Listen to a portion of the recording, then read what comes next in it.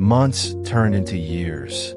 It had been over a year since I last spoke to Arya, and I had completely lost myself.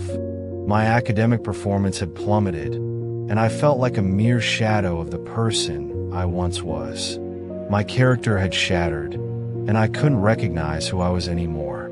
With only 40 days left until my second year final semester exams, I realized I was far from prepared. One day, after class, I sat at my desk long after everyone else had left.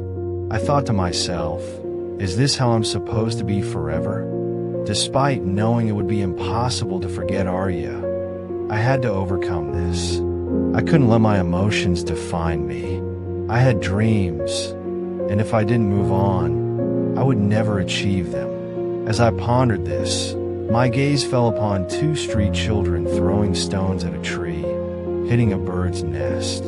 I rushed over, and upon closer inspection, I saw a bird lying on the ground, injured. Before I could even process the situation, it passed away in my hands.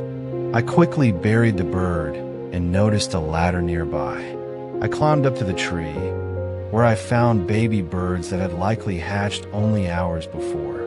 I carefully gathered the nest and took it back to my hostel room, hiding it under my desk. I rushed to a nearby shop and bought some eggs. Since stoves weren't allowed in the hostel, I asked the shopkeeper to boil them for me. His wife, who knew me well, asked what I was going to do with the boiled eggs. I smiled and replied, "I'll tell you later." I returned to my room and mashed the eggs to feed the baby birds twice a day. For the first time since Arya had stopped talking to me, I felt a sense of purpose and joy again. As I cared for the birds, I began to feel like I was taking care of myself as well. But there was still a lingering feeling of loneliness. One day, while sitting on my bed, I watched the little birds grow and play. Then, one of them jumped toward the window and flew for the first time. Watching it, something clicked within me, and I remembered what Arya had once told me. I had promised her that I would never let my dreams fade, no matter how tough things got.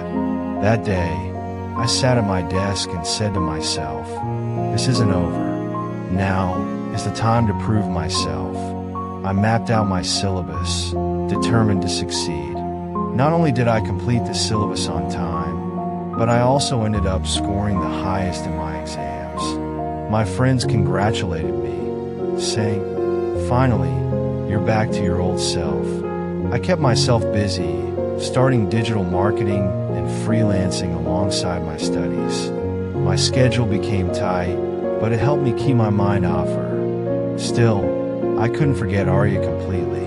She would visit me in my dreams, and there were days when I felt as though she wanted to talk to me.